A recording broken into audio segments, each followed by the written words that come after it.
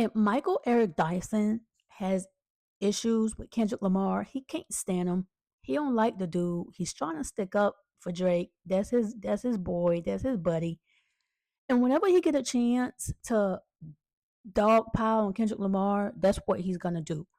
Some people think, well, it ain't that serious, and that's not what's going on. My job as a scholar is to show you that stuff you didn't think was that serious might be a bit more serious than you think. I could be wrong, to be sure. So I don't say it with the kind of arrogance that some of my interlocutors on the internet have suggested. And let me tell you something. A very dear and good friend of mine disagrees with me bitterly. Well, I won't say bitterly, just aggressively and vigorously. His name is Sean Carter, better known as Jay-Z. Now, I don't usually talk about the conversations that Jay-Z and I have because that's between us. That's why we remain friends, because I ain't out here blabbing about what we talk about. But he hit me up and he vigorously disagreed with my particular position. He said it with dignity. He said it with respect. He articulated his ideal intelligently. I responded to him. We went back and forth for a minute, and I shared with him my essay, the 3,000 some word essay I wrote in the Philadelphia paper, where I break down what's going on between Kendrick and Drake. And he was respectful. What I love about Jay is that he's not arrogant, and he's got more reason to be arrogant than anybody we talking to, including myself, on this darn internet, and yet in social media. And yet he chose to be gracious, vigorous, clear, transparent about his disagreements, but he did not get nasty and vicious with me.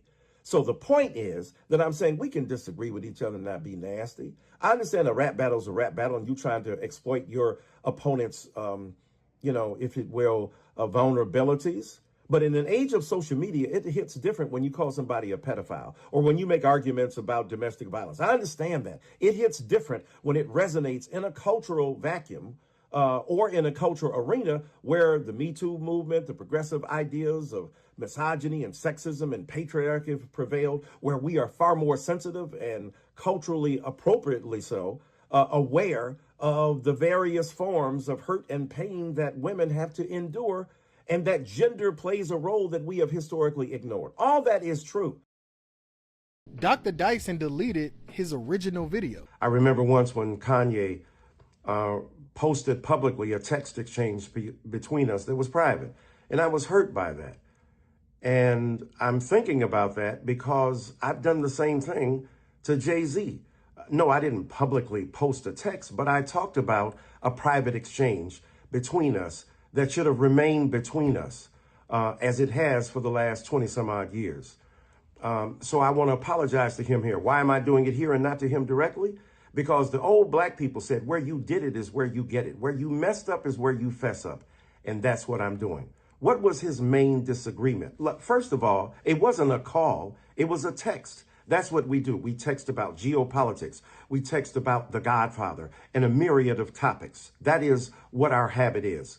His main disagreement, when I compared Kendrick in his line, Not Like Us, to Trump in his trying to distinguish himself from others who weren't on the same level. And Jay-Z said basically that was a faulty kind of comparison. One is a rapper, the other is a far more sinister force. And he said, this is what rappers do. They look at the vulnerabilities of and insecurities of their opponent and they exploit them. Why would he know that? Because he conducted one of the most famous rap battles in the history of the art form.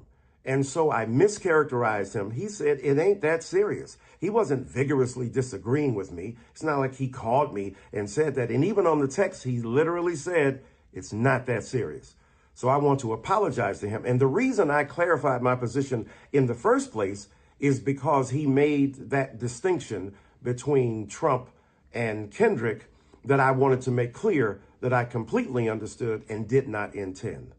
So God bless you all on this morning. Rest in peace, Reverend Jesse Jackson. Jay-Z, my sincerest apologies. Much love to you, my dear brother. She says, didn't Michael Eric Dyson do the same thing to Obama? I'm pretty sure he alluded to his upbringing, not allowing him to culturally connect with Black Americans. If he understood then, why can't he understand the meaning of Not Like Us? Or is he upset because he also has a weird case? Well, that is a two-pronged thing right there, but the first answer and the short answer is yes.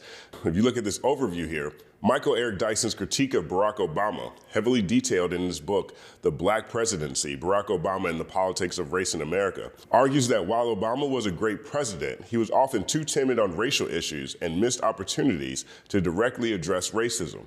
Dyson argues that Obama's approach, designed to avoid appearing as an angry black man, quote unquote, and to appease a broad, often white constituency, resulted in a strategic inadvertency that failed to adequately address specific systemic and anti-black violence. I mean, there's another receipt right here. He was critical of Obama for very similar things that if he wants to use this metaphor, this Kendrick versus Drake metaphor that he seems to be passionate about. A lot of the things that Kendrick and others have been saying about Drake are similar to some of the criticisms that Michael Eric Dyson pointed out in his book here.